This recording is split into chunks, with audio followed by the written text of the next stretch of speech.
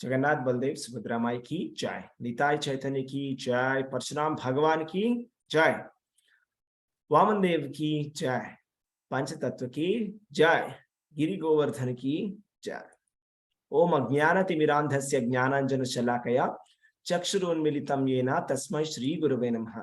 नमः ओम विष्णुपादाय कृष्णपृष्ठाय भूतले श्रीमते भक्तिवेदांत स्वामिनिति नामिने। नमस्ते सारस्वती देवे गौरवाणी प्रचारिणे निर्विशेष शून्यवादी पाश्चात्य देशतारिणे। जय श्री कृष्ण चैतन्य प्रभु नित्यानंद श्री अद्वैत गदाधार श्रीवासादि गौर भक्त वृंदा। हरे कृष्णा कृष्णा कृष्णा हरे हरे, हरे Ram Ram Ram Hare Hare. So today we are in the last verse of chapter number 6. Chapter number 6 named Dhyana Yoga. So the verse goes like this: Yoginam api sarvesham madgatenantaratmana shraddhavan bhajate yo mam same yuktatamo mataha. And of all yogis, the one with great faith, who always abides in me, thinks of me within himself, and renders transcendental loving service to me, he is the most intimately united with me in yoga and is the highest of all. That is my opinion. So this is a very, very important verse of Bhagavad Gita, which establishes the topmost position of Krishna consciousness. Krishna consciousness also means Bhakti Yoga. So first of all, if you have to understand this comparison between the different types of yogis and the judgment that the Bhakti Yogi is the best, let us begin trying to understand what is the meaning of yoga first. So yoga means linking process, linking our consciousness with the absolute truth. So the living entity being coming in contact with the material nature, we have started to identify ourselves with the matter. For example, I think that this is my body and everything in connection with my body is mine. So I am in this conception of me and mine. To come out of this conception, to link with the absolute truth, to know that I am the part and parcel of the Supreme Personality of Godhead, this linking process is called as yoga. And what are the different types of systems, the yoga systems that Lord Sri Krishna spoke about in Bhagavad Gita? Krishna spoke about 4 systems: Karma Yoga, Jnana Yoga, Ashtanga Yoga, and Bhakti Yoga. So first let us try to understand Karma Yoga. So even before we understand Karma Yoga, we must understand what is karma. Karma means fruitive action. Everybody in the world is working very hard to get some result. They're going to the office, they're working at home and doing so many activities, right? And taking so much of hard labor for some result. So this is called karma, right? Lord Krishna says in Bhagavad Gita, the definition of karma: action pertaining to the development of material bodies of the living entities is called karma, or fruitive activities. And sometimes a living entity who is born as a human being, out of the 84 lakh species of life, performs some fire sacrifices for going to the heavenly planets. So this process of performing the Vedic rituals for going into the heavenly planets is also called as karma, right? And we get a different body, whether it is an animal body or a demigod body or a human body, based on our karma. Now, what is Karma Yoga, right? Karma Yoga and karma, there's a lot of confusion, is it not? A lot of people get very much confused and they interchangeably use these 2 words. First of all, Karma does not mean doing sinful activities. We cannot do sinful activities and say that is karma. That is not karma, that is vikarma. Vikarma means prohibited activities. And karma yoga means to dovetail your karma with yoga principles. That is karma. So simply working is not karma yoga. A lot of people say this, that I am performing karma yoga. I am going to office. I am getting married. I am eating all this wonderful food, enjoying it, and I am doing karma yoga. This is not karma yoga. That is bhoga, right? That is not karma yoga. That is only karma. That means we are simply accumulating, results or reactions to our activities. Karma yoga means there must be dovetailing to Krishna, right? Linking up with Krishna, right? Lord Krishna says in Bhagavad Gita, Yat karoshi yadashnasi yajjuhosi dadasi yat tapasyasi kaunteya tat kurushva mad arpanam. That means whatever you do, whatever you eat, whatever you offer or give away, and whatever austerities you perform, do that, O son of Kunti, as an offering to me. So this is the proper definition of karma yoga. So whatever you do, right, you give it as an offering to Krishna. If you give it as an offering to Krishna, that becomes karma yoga. Now that we understood karma yoga, we will try to understand the difference between karma yoga and bhakti yoga. So in the karma yoga, there is a mixture of karma. That is, it is called karma mishrita bhakti, right? You are offering to Krishna, but you are not directly doing it for Krishna, right? So that is a simple example that I can think of is, let us say that you have potatoes with you. You take it and you want to eat it. So you take it, you peel it, cut it and fry it and eat it. That is karma, right? There is no Krishna. And karma yoga means you want to eat potatoes, you take it, you peel it, you cut it, fry it and offer it to Krishna and eat it. That is karma yoga.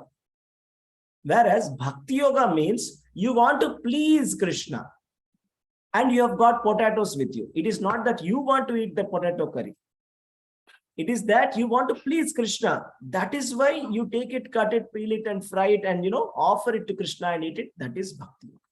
So this is the difference between karma yoga and bhakti yoga. So the next section, we will try to understand what is Jnana yoga. This is the second type of the yoga system that Lord Krishna has spoken about. So Jnana is empirical knowledge or theoretical knowledge about the soul and the super soul. So empirical knowledge overcoated with the devotional service is called Jnana yoga. That is realization of the self by the culture of philosophical discussion. So this group of transcendentalists called the Jnanis, what do? They follow the path of the inconceivable or the impersonal feature of the Supreme Personality of God. And this process is not an easy process. And it has been declared as a troublesome process and has not been recommended by Krishna himself in Bhagavad Gita in chapter number 12 named Bhakti Yoga. Lord Krishna says, Kleshodhikataras tesham avyakta sakta chetasam avyakta hi gatir dukkham dehavadbhir avapyate. That means for those whose minds are attached to the unmanifested impersonal feature of the Supreme, advancement is very troublesome. To make progress in that discipline is always difficult for those who are embodied. So because Jnana Yoga means the process itself is such that you have to understand the unmanifested representation of the Supreme through the Vedic literatures such as Upanishads. And we have to learn that language of Sanskrit. We have to learn the Upanishad language, Upanishad knowledge, and that language also. There is a particular style of writing in the Upanishads. And we have to understand some non-perpetual or perceptual feelings. So it is difficult to understand all this and to realize it is not at all easy for a common person, right? So ultimately, Jnana Yoga is very troublesome. But Bhakti Yoga is direct service of the Supreme Personality of Godhead. And it is more natural and more easier for any embodied soul. See, the thing is, we are all soul, right? And we have been embodied since time immemorial. Embodied means we have been having a material body since many lifetimes. So since we have a material body, if I tell you that you focus your attention on something which is void, something which is impersonal, will you be able to do that? Very simple.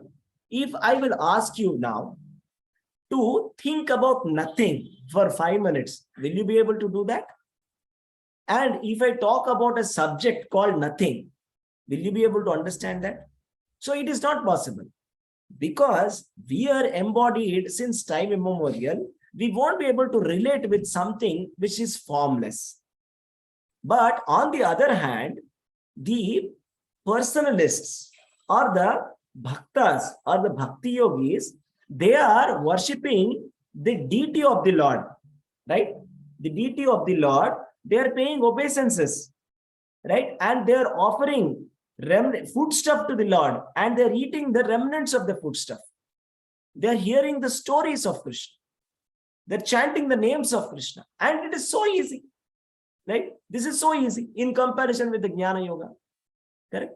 Therefore, by Bhakti Yoga, we approach the Supreme Lord directly. The connection is direct and the process is very easy in comparison with Jnana Yoga. So next section, we will see about the Ashtanga yogis. Ashtanga yoga or Dhyana yoga is the yoga system that is very popular, that we see that people are sitting in some kind of postures and controlling their breathing process, right? And they are looking forward for some kind of mystic perfections. And this is a system given by the sage Patanjali. And this system is also called as Hatha Yoga, right? So there are 8 mystic perfections, right? If Ashtanga Yogi attains this Ashta Siddhi or 8 mystic perfections, he can become lighter than the lightest, heavier than the heaviest, and he can go wherever he likes to different planets, etc., and achieve opulences, whatever he likes. There are 8 such perfections, but they are actually stumbling blocks in the process of self-realization. So they are not at all recommended, right? And it is a kind of a very materialistic pursuit to get these Ashta Siddhis, right? It is almost like I want to get some perfections and I want to make a show of these 8 perfections and earn some money. So this is very materialistic. This is not spiritual, right? So the process of Ashtanga Yoga is like this. So basically, our soul is inside this prana, is floating within the air of life called prana. This prana is controlled by inhalation and exhalation, like this. So this is the inhalation and the exhalation process, right? So the yoga system is the art of controlling this breathing, controlling the air, controlling the prana vayu, right? Starting from the lowest chakra, transferring to the stomach, to the navel, and from there to the chest, to the collarbone, to the eyeballs, and then to the Sahasrara, and then floating it to any desired planet that I want. So the Ashtanga yogis are able to lift their life air, right? And throw it in the space, and they're able to attain a desired planet, right? Or they're able to attain some kind of perfections, Ashta Siddhis, Anima, Laghima, Prapti, Siddhi, Ishita, Vasita. They can even completely control a person, right? So these kind of Siddhis are possible with the help of this Ashtanga Yoga. And also one thing is, even in the Ashtanga Yoga system also, that has been very nicely summarized by the Supreme Lord Sri Krishna in this chapter, chapter number 6. Krishna says that ultimately it is all about controlling your mind and concentrating it on the form of Lord Shri Vishnu. That is the real thing. That is called Samadhi. That is the last stage of yoga. Ashtanga means there are 8 angas, right? That is Yama, Niyama, Pranayama, Pratyahara, right? Dharana, Dhyana, Samadhi. Last stage is Samadhi. Samadhi means concentrating on the super soul, on Lord Vishnu. This is the ultimately the purpose of yoga. Yoga does not mean that I am just going to a yoga studio and doing some physical postures to become slim and trim. That is not yoga. That is not the real purpose of yoga. The actual yoga has been described in the Bhagavad Gita to concentrate on the form of the Lord Vishnu. And after telling all the yoga system that you have to control your mind, that's what Lord Krishna says, that one of the prerequisite or the most important thing about the yoga system is control of the mind.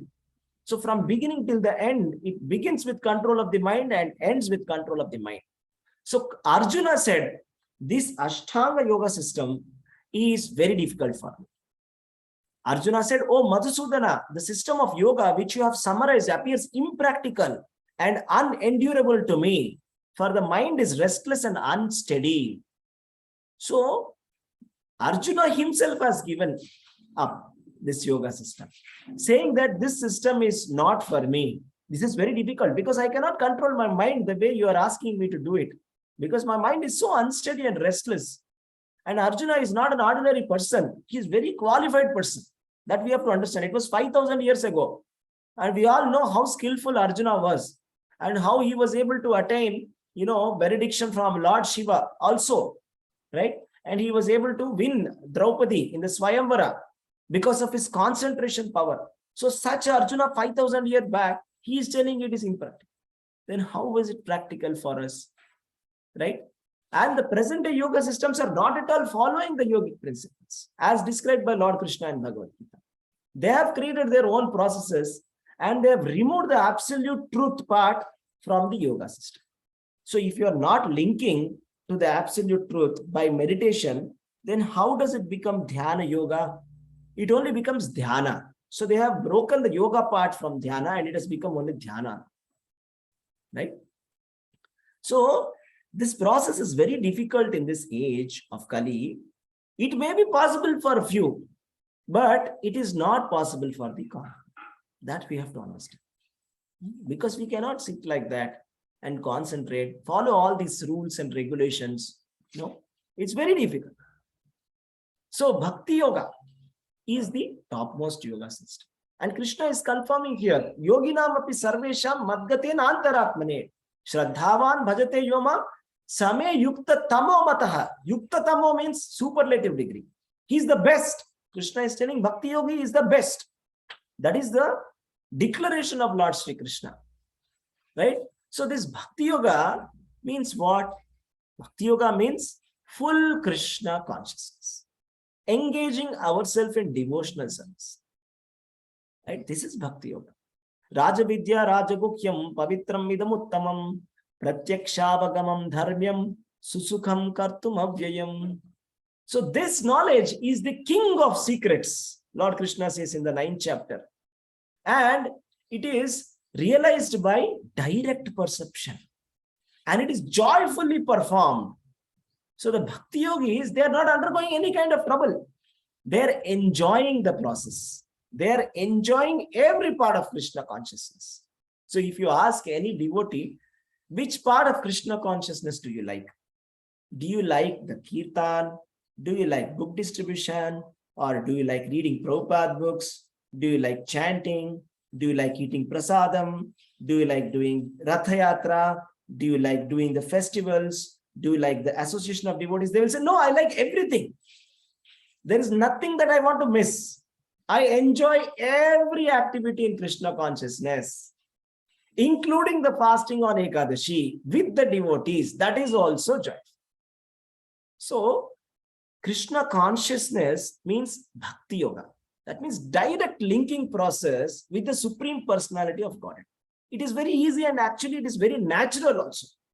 Why is it natural? Because a living entity is a part and parcel of Krishna. Mamaivamsho jiva bhute jiva loka sanatanaha. Krishna says, means every living entity is a part and parcel of me. So the part is trying to serve the whole. That is the constitutional position. So that is my duty. Jivera swarupa hoy, nityera Krishna dasa. Means every living entity is constitutionally a servant of Krishna. So if I am coming back to my position as a servant of Krishna, that is very joyful. I start enjoying the process. My senses will become enlivened by that. I become ecstatic. And ecstatic symptoms start to manifest. That's called Ashtasattvika Vikara. Like, tears flowing from the eyes and goosebumps, right? And some kind of waves inside the body. So these kind of feelings start to come because that is my original position, to serve the Supreme Personality of Godhead, right? One thing that we have to understand is, even for the other processes to be successful, be it Karma Yoga or Jnana Yoga or Ashtanga Yoga, Bhakti is compulsory. So nobody can become perfect in any of the three yoga systems which are mentioned other than Bhakti Yoga by being independent of Bhakti. That is not possible.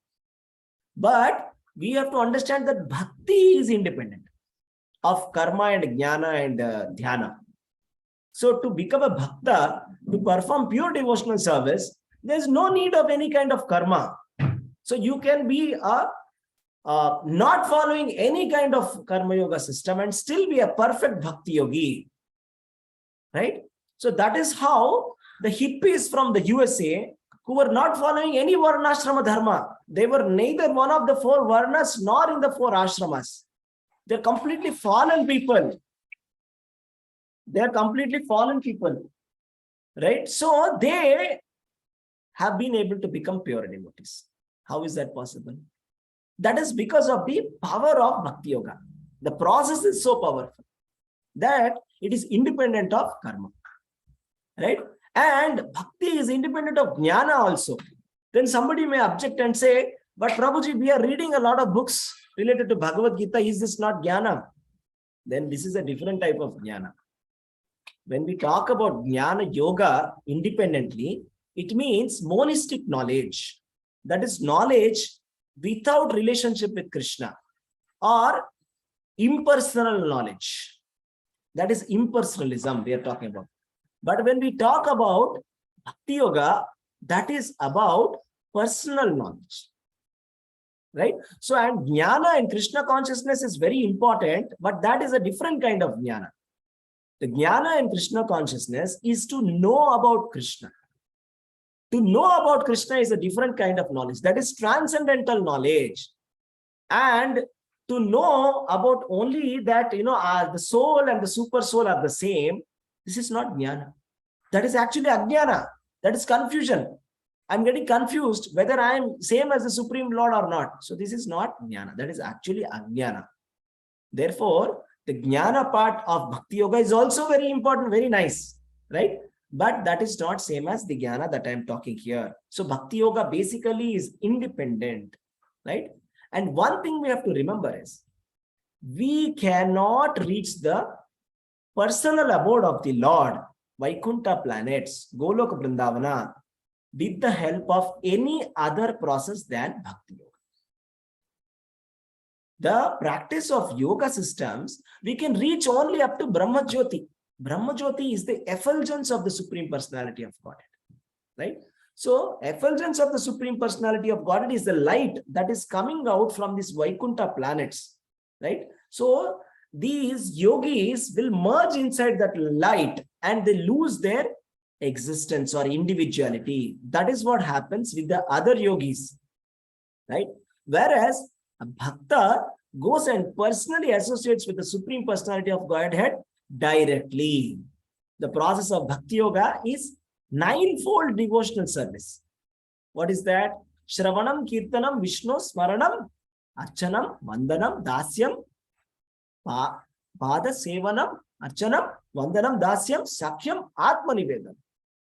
Right? So basically it starts with hearing, listening about Krishna. Hearing and chanting. This is the most important process. Or simply put, chanting the holy names of Krishna. Hare Krishna, Krishna Krishna, Hare Hare, Hare Rama, Rama Rama, Hare Hare. So basically, the Bhakti yogis do not beat around the bush.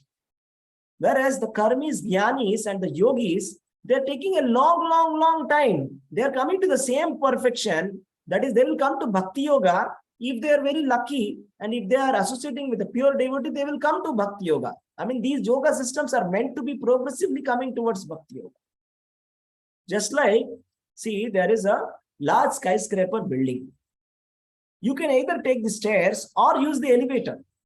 So even those people who are taking the stairs are also coming, but the one who is taking the elevator is going much faster. So Bhakti Yoga is that elevator that can save us a lot of time, right? And even Krishna is confirming again and again. In Bhagavad Gita, Krishna says, Bhaktya mam abhijanati. I mean, only one can understand me as a Supreme Personality of Godhead by devotional service. Only by that it is possible. And one wonderful shloka is there in Chaitanya Charitamrita which says, Krishna Bhakta Nishkama Ateva Shanta Bhukti Mukti Siddhi Kami Sakala Ashanta.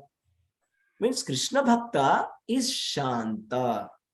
A devotee of Lord Krishna is desireless. He has got no desire. He is peaceful. Only desire of Krishna is to serve the Supreme Personality of Godhead. That is the only desire. That is a pure desire. That is not called impure desire. That doesn't cause us any kind of difficulty. Whereas the others, Bhukti, Mukti, Siddhi, Kami, that means a fruitive worker who has got nothing to do with the yoga system, he cannot be peaceful. And Mukti and Siddhi Kami also, that is the Jnana Yogi, Karma Yogi, and the Ashtanga Yogi also, Sakali Ashanta. They are not peaceful because they are desiring something. A Karmi wants to become like a big person. He wants to become the Prime Minister of the entire world or entire country, right? That is his desire. That is Karmi. Whereas a Jnani, he wants to merge with the Supreme Personality of Godhead. That means his aim is he wants to become the God. He has gone to the next level now. Until he becomes God, he is not happy. So that is his aim. He doesn't want to serve God. He wants to become God. So Jnani also cannot be peaceful, right? And the yogi is looking forwards for some kind of mystic perfections, to exhibit some magical feats for popularity. Or he wants to throw his life air using the yoga system and go to some kind of planets where he has no clarity where he is going on. Therefore, he becomes without any peace, Ashanta. Therefore, if we want to become peaceful, if we want to become happy, if we want to enjoy and know the real art of living, if we want to attain the supreme perfection, understand the absolute truth, and go back to Godhead, the best and the safest and the sure shot way is to follow the principles of Bhakti Yoga or Krishna consciousness.